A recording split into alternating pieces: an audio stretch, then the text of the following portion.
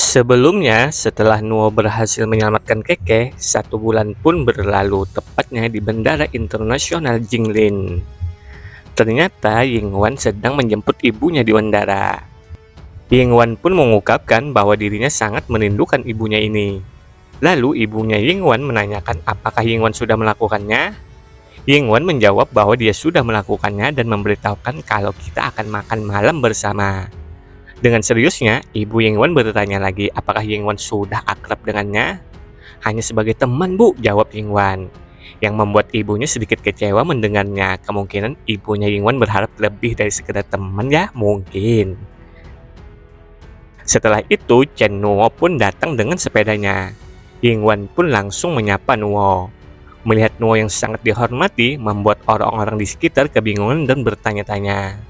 Karena Nuo dan ibunya Yingwan tidak ingin ada keributan atau masalah, mereka semua pun segera memasuki ruangan khusus yang sudah dipesan. Di sana, Nuo sangat dilayani oleh ibunya Yingwan dengan lembut sampai-sampai menuangkan minumannya dengan tangannya sendiri. Melihat itu, Nuo pun bergumam dalam pikirannya. Dilihat dari perilakunya, sepertinya dia ingin meminta sesuatu. Lalu, ibunya Yingwan meminta anaknya juga ikut minum. Mereka pun segera minum bersama. Namun terlihat anak dan ibu ini tidak kuat dengan minumannya. Ibu dan anak ini terlihat seperti akan mabuk hanya dengan satu tegukan, gumam Nuo dalam pikirannya. Tiba-tiba ibunya Yingwan berlutut berterima kasih kepada Nuo karena sudah menyelamatkan keluarganya tempo lalu, dan seharusnya yang melakukan ini adalah pria dari keluarga kami. Tapi putraku sedang tidak sehat dan tidak bisa datang untuk melakukannya. Melihat itu, Nuo pun berujar bahwa ibunya Yingwan tidak perlu melakukan sampai berlutut seperti itu. Dan juga bibi lebih tua dariku, lanjut Nuo. Tidak, aku harus melakukannya. Li Yingwan mengatakan jika saat itu kamu membawa pergi Ha Jungjae. Kamu membalaskan kematian suamiku. Aku harus melakukan ini atas semua kebaikanmu. Dan juga jika saat itu kamu tidak datang, keluargaku pasti sudah tamat. Jadi kali ini aku harus berterima kasih dengan benar. Lalu aku juga ingin membicarakan tentang anakku Li Yingwan, ungkap ibu Yingwan ke Nuo. Mendengar itu, Nuo juga sebenarnya ingin memberitahukan sesuatu tentang Yingwan. Tapi belum sempat Nuo menyelesaikan perkataannya, ibu Yingwan langsung berucap, "Tolong biarkan anakku Li Yingwan melayanimu." Sontak membuat Nuo yang mendengar langsung terkejut. Dan juga langsung bergumam dalam pikirannya, aku malah ingin Yingwan kembali ke negaranya. Biarkan dia mengikutimu, atau jika kami berharap terlalu tinggi, tidak peduli jika dia jadi pembantu, budak, atau bahkan peliharaanmu. Inilah satu-satunya harapan keluarga kami, tolong terimalah, ungkap ibunya Yingwan. Sedangkan Yingwan sangat shock mendengar ibunya mengatakan seperti itu. Apa bibi yakin? Tanya Nuo. Aku yakin, jawab ibu Yingwan. Apa bibi mengerti yang barusan bibi katakan terdengar aneh? Ujar Nuo. Aku sangat mengerti, tutur ibu Yingwan. Apakah ada masalah yang terjadi akhir-akhir ini? Tanya Nuo lagi. Tidak ada, aku melakukannya agar dapat membalas kebaikanmu, jawab ibunya Yingwan. Membalas kebaikanku? Sebenarnya kalian tidak perlu melakukannya, ungkap Nuo sambil membangunkan ibunya Yingwan yang dari tadi berlutut. Lalu Nuo melihat Yingwan tengah menangis. Tanpa pikir panjang lagi, Nuo malah meneguk secangkir minuman. Ketulusan kalian, aku merasakannya, ujar Nuo sambil meninggalkan Yingwan dan ibunya. Mereka berdua pun memanggil Nuo agar tidak pergi, namun Nuo hanya melambaikan tangannya. Ibunya Yingwan lanjut berlutut lagi, meminta agar Nuo mempertimbangkan permintaannya tadi. Namun Nuo menghiraukannya begitu saja. Melihat Nuo sudah pergi, ibunya Yingwan pun berucap, apakah Tuan Chen Nuo marah? Tiba-tiba Yingwan memanggil ibunya, namun langsung dibentak ibunya. Ibunya Yingwan pun sadar anaknya tengah menangis dan langsung memeluk Yingwan. Jangan salahkan ibu karena membentakmu. Keluarga kita dalam masalah kritis setelah kematian ayahmu. Aku yang seorang wanita terlalu kesulitan menangani semuanya. Kakakmu masih terlalu muda, dia butuh 10 tahun untuk tumbuh. Keluarga kita tidak bisa tumbuh tanpa dukungan besar. Jika kamu tidak bisa menjadi bawahannya, maka ikutlah denganku kembali anakku. Namun aku akan menemukan cara agar bisa membantumu bersamanya. Jika tidak bisa menikah, kalian bisa menjadi pasangan. Kamu menyukainya kan? Setidaknya dia menghargaimu dan juga kamu menyukainya, ucap ibu Yingwan. Mendengar itu, Yingwan pun berujar, "Tapi ibu tidak perlu menawarkanku layaknya barang, Bu. Apa aku tidak bisa menikmati waktu bersamanya? Kenapa ibu mengatakan hal seperti budak?" "Anakku, dia jelas tidak berniat menghabiskan waktu bersamamu. Jika tidak, dia tidak akan pergi tanpa memberitahu namanya. Misal saja kamu tidak mengingat tulisan di bajunya, kita tidak akan bisa menemukannya. Jadi meskipun ibu harus kehilangan kehormatan, ibu tetap akan mengikuti dan menangkapnya. Untuk kakakmu dan juga kamu harus melakukannya juga," ungkap Ibu Yingwan. Setelah itu, scene berganti di tempat pesta para orang kaya. Di sana ada bos yang bernama Bos Yan tengah ditemani wanita aduhai. "Bos Yan, jangan lupa membawa temanmu saat berkunjung lagi ya," ungkap sang wanita.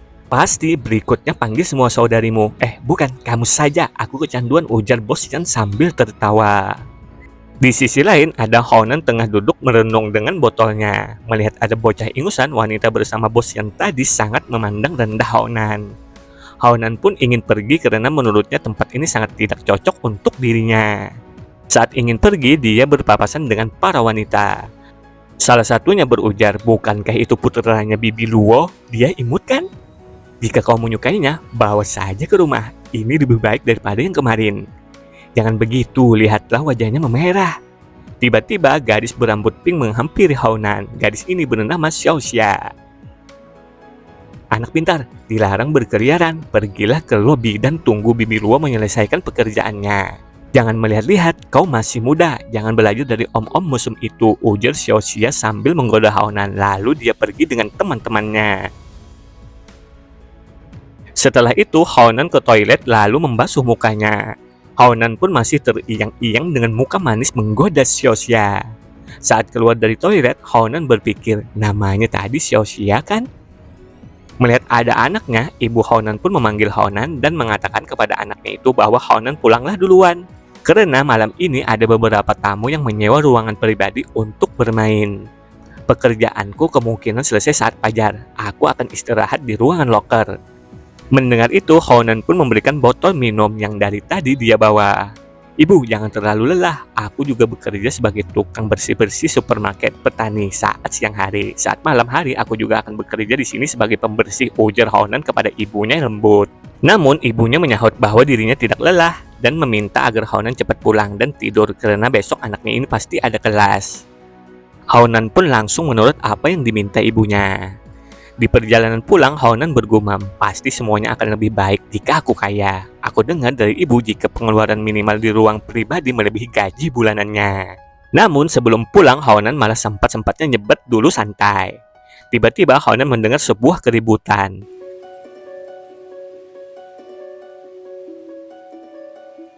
Terlihat Xiaoxia tengah ditangkap pria botak bernama Wang.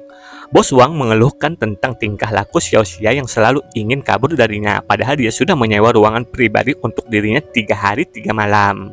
Tapi Xiaoxia selalu beralasan dan mempermainkannya. "Ini tidak seperti yang kamu pikirkan. Saudara Wang, bagaimana kalau besok?" ujar Xiaoxia. "Beraninya kau menolakku. Jika aku membiarkanmu pergi hari ini, aku akan dipermalukan. Kalau kau tidak mau, aku akan menghancurkan wajahmu," ancam Wang. Xiaoxia pun tak bisa berbuat apa-apa lagi dan hanya meminta tolong agar saudara Wang tidak macam-macam dengan dia.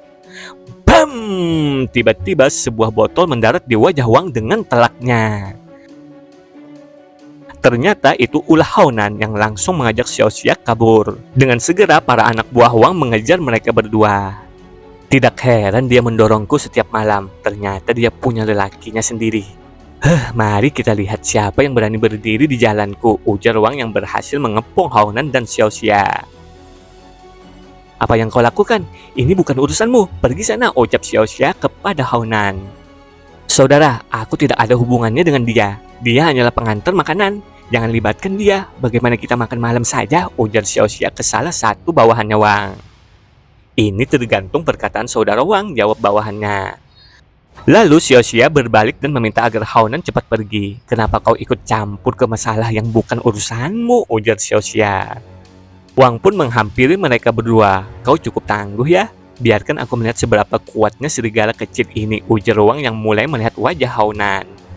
Saat melihat wajah Honan, Wang langsung terkejut dan bawahannya langsung bertanya, "Ada apa? Apa Anda ingin langsung menghancurkannya saja?" Mendengar itu, Wang langsung marah kepada bawahannya dan mengatakan, berkatalah yang sopan, jangan lancang terhadapnya. Wang pun sangat terkena mental. Sial, apa yang aku lakukan di sini? Saat itu aku berada di aula. Aku melihat dengan mata kepalaku sendiri. Bocah ini mengalahkan hampir 70 orang. Dia bahkan membuat lumpuh aula master. Wang pun langsung berlutut di hadapan Haonan. Saudara, tidak, kakak besar. Saya benar-benar tidak menyadari Anda. Maafkan saya. Ini semua salah paham. Hanya salah paham saja. Saya tidak tahu jika Xiao Xia bersama Anda. Saya akan segera keluar dari masalah ini, ungkapnya. Haonan pun hanya bingung dan bertanya, apa kau mengenalku? Mana mungkin saya tidak mengenali Anda, saudara Haonan kan? Saya mengaku salah dan tidak akan mengulanginya lagi, ungkap Wang sambil membenturkan kepalanya. Tiba-tiba Wang langsung lari sambil berteriak kepada bawahannya agar cepat pergi kalau tidak ingin mati. Apa reputasi saudara Haonan sudah mencapai tingkat ini? Pikir Haonan bingung. Xiao Xia pun segera mendekati Haonan dan bertanya, siapa kau? Haonan malah menjawab bahwa pakaian Xiao Xia terlalu terbuka. Sedangkan dalam pikirannya mengatakan, aku bahkan tidak tahu siapa diriku yang sekarang. Setelah itu petir pun menyambar dan hujan deras pun turun. Sedangkan Haonan dan Xiao Xia tengah berboncengan dengan sepeda. Sepertinya Haonan ingin mengantarkan Xiao Xia pulang ke rumah. Sementara itu di tempat Nuo, Yingwen tengah mengetuk pintu rumah Nuo dan Nuo membukanya. Sudah larut malam, apakah ibumu yang memintamu datang kemari? Tanya Nuo. Tidak, aku sendiri yang ingin kemari, jawab Yingwen. Lalu Nuo bertanya lagi sambil memegang tangan Yingwen. Kau tidak datang ke sini sendirian saat hujan kan? Mana supirmu? Aku diantar supir, tapi saat di bawah, aku tidak berani ke atas dan berputar-putar di sana, jawab Yingwen. Berputar-putar saat hujan? Apa kau bodoh? Pergilah mandi dan ganti pakaianmu, ujar Nuo ke Yingwen yang sudah basah kuyup. Lalu Nuo tengah makan sambil mengeluh tentang undangan ibunya Yingwen tadi. Bukan apa-apa, tapi Nuo tidak memakan apapun di sana dan malah hanya minum saja. Setelah itu Yingwen telah selesai mandinya. Dia pun berpikir, perkataan ibu malam ini pasti merubah pandangan opa terhadapku. Melihat Yingwen yang hanya berdiri saja setelah selesai mandi, Nuo pun meminta Yingwen agar duduk di sampingnya. Lalu Nuo memberikan buah apel untuk Yingwen makan. Nuo berucap bahwa perkataan ibu Yingwen tadi layaknya memperlakukan Yingwen seperti barang. Mendengar itu Yingwen sedih. Ibu mengatakan jika aku tidak bisa mengikutimu, aku harus kembali bersamanya, ungkap Yingwen. Kembali adalah pilihan baik, menghabiskan waktumu di sini bukanlah solusi, tegas Nuo. Yingwen pun lalu menangis sejadi-jadinya. Opa hanya tidak ingin aku berada di sisimu kan? Kamu pasti tidak menyukai anak sampah ini. Kamu hanya ingin mengusirku kembali.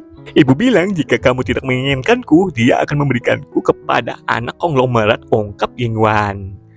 Mendengar itu, Nuo pun mengelus-ngelus kepala Yingwen sambil berucap, kau sudah dewasa, kenapa menangis seperti anak kecil? Kalau begitu, katakan saja pada ibumu jika kau telah menjadi pengikutku. Itu curang apa? Kenapa aku tidak bisa menjadi wanitamu saja? Ucap Yingwen yang semakin kencang suara tangisnya.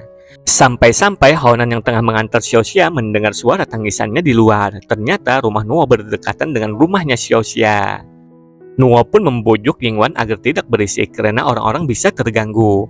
Namun hanya dijawab Yingwen bahwa dirinya tidak bisa berhenti menangis karena sangat sedih. Sedangkan Haonan yang mendengar pikirnya seorang sampah mana yang membuat wanita menangis. Lalu Haonan pun meminta izin ke Xiao Xia untuk pamit pergi. Namun Xiao Xia berucap bahwa tunggu dulu. Ada apa? Tanya Haonan bingung. Xiao Xia pun langsung menghampiri Haonan dan memberikan ciuman manisnya. Setelah itu Xiao Xia berterima kasih ke Haonan karena telah menyelamatkannya.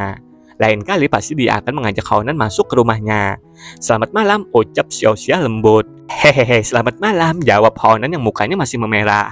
Lalu setelah Xiao Xia masuk, Haonan langsung berteriak senang, mantap coy. Haonan pun lalu memukul pintu rumah Nuo. Mendengar itu Nuo mengatakan, lihatlah ada yang marah. Nuo pun ingin memeriksanya siapa yang memukul pintunya. Namun sayang Haonan sudah kabur dengan jurus kaki seribunya. Tapi Nuo melihat dengan sekilas dia merasa orang itu sangat familiar. Lalu kita kembali ke urusan rumah tangganya Nuo dan Yingwen. Nuo menanyakan apakah Yingwen sudah selesai dengan menangisnya. Kalau selesai, maka Nuo akan mengantarkannya pulang. Mendengar itu, Yingwan menyahut, apa tidak masalah jika dia tidak pulang dan menginap di sini. Ibu bertanya banyak hal padaku tentang hubunganku denganmu dan sebagainya, ungkap Yingwan. Lalu bagaimana jawabanmu? Tanya Nuo. Aku menjawab jika sedang berlatih pengucapan bahasa bersamamu, ujar Yingwan ke Nuo. Nuo yang mendengar pun hanya diam saja. Dengan muka memerahnya, Yingwan lanjut mengungkapkan kalau dia kembali malam ini, pastinya ibunya akan banyak bicara dan Yingwan tidak ingin mendengar ocehan ibunya itu. Tidak bisakah aku menginap di sini? Baiklah, tidurlah di kamar adikku. Dia sedang tamasya sekolah dan tidak akan kembali sampai Sabtu, ujar Nuo. Tapi dalam pikirannya Nuo berujar, Firefly kecil, dia masih sama seperti kehidupanku sebelumnya. Lalu Nuo pun mengantarkan Yingwan ke kamar adiknya dan bertanya, apa hanya itu saja yang diajarkan ibumu? Yingwan pun menjawab bahwa tidak ada, namun terbata-bata, dan itu membuat Nuo makin curiga. Karena sudah terlanjur, Yingwan pun dengan tegas menanyakan, Opa, kenapa kamu tidak menyukaiku? Aku bukan lagi anak kecil, apakah aku jelek? Kenapa kamu tidak ingin tidur denganku? Mendengar itu, Nuo sedikit terkejut dan mengingat di kehidupan sebelumnya Yingwan juga pernah mengatakan hal yang serupa. Baiklah, ujar Nuo yang mulai mendekati Yingwan dan merebahkan Yingwan. Aku harap Opa akan dengan lembut melakukannya, pikir Yingwan sambil memejamkan matanya. Merasa ada yang aneh karena Nuo belum saja melakukan apa-apa, Yingwan pun mulai membuka matanya. Hah, selesai, ujar Nuo. Ternyata Nuo mengikat Yingwan layaknya di kehidupan sebelumnya. Yingwan pun berteriak-teriak, apa yang kamu lakukan, Opa? Tidurlah saja, jika kau terus berteriak dan bergerak, aku akan menggantungmu di luar jendela, ucap Nuo. Lalu percakapan mereka pun berlanjut dan bisa kalian baca dan resapi sendiri. Hehehe. Keesokan harinya, melihat Yingwan bangun dengan gaya aduhainya, Nuo meminta agar Yingwan cepat mandi lalu pulang. Tapi Opa, ibuku pasti akan bertanya kenapa aku tidak pulang dan tadi malam tidak terjadi apapun. Karena itu aku tidak mau kembali, ungkap Yingwan. Mendengar itu, Nuo pun menanggapi bahwa itu hal yang mudah. Nuo lalu meminta Yingwan untuk berbalik. Ini akan sedikit sakit, ujar Nuo. Seketika itu, Nuo langsung memukul bokong montok Yingwan. Sontak Yingwan berteriak dan mengatakan bahwa itu sakit dengan muka memerahnya. Dia masih belum berubah. Saat aku melatih Firefly di kehidupan sebelumnya, aku bahkan tidak main-main, pikir Nuo. Sedangkan Yingwan bertanya, kenapa Opa harus memukul bokongnya? Ibumu akan mengerti saat dia melihat bekas tangan di pantatmu. Ah iya, lebih baik jika menambahnya satu lagi. Saat kau bertemu ibumu, coba perlihatkan, ujar Nuo. Tapi bagaimana bisa seperti itu? Tanya Yingwan kebingungan. Itu, suatu hari nanti kau akan mengerti, jawab Nuo. Singkat cerita, Jumat sore hari, Nuo pun menjemput adiknya. Di perjalanan, adiknya Nuo bernyanyi dengan bunyi lirik seperti ini. Aku takut jika aku jatuh cinta denganmu. Aku tidak berani dekat denganmu. Mendengar adiknya yang bernyanyi seperti itu, Nuo mengingat pesan dari ibu guru adiknya bahwa adiknya Nuo ini dewasa sebelum waktunya. Jadi ibu gurunya meminta tolong agar Nuo tidak menunjukkan acara TV yang aneh-aneh. Sepertinya aku harus menahan remote TV-nya, pikir Nuo. Tiba-tiba ada telepon dari Yingwan. Nuo pun langsung berujar, bagaimana? Kau sudah menipu ibumu kan? Tapi Yingwan malah berteriak di telepon bahwa Nuo cepat datang karena ibunya mengalami kecelakaan. Kenapa tiba-tiba Jiang Yingji alias ibunya Yingwan kecelakaan? Pikir Nuo. Lalu Nuo lanjut berpikir, Keke dipaksa Guru Sun untuk mengikuti pelajaran tambahan. Sekarang Guru Sun sibuk, tidak ada di rumah. Jadi aku hanya bisa menitipkan adikku di rumah bos botak Le. Adik Xiaoye, abang akan membawamu ke tempat yang menyenangkan hari ini dan menjemputmu nanti, ucap Nuo dan langsung dijawab oke oleh adiknya. Setelah itu, Nuo langsung ke tempatnya Yingwan. Terlihat di sana banyak pengawal yang menjaga. Nuo bertanya kepada Yingwan apa yang sebenarnya terjadi. Yingwan menjelaskan bahwa ibunya mandi di siang hari dan tidur, tapi dia tidak terbangun. Lalu tiba-tiba demam. Dokter sudah datang tapi dia tidak tahu apapun juga.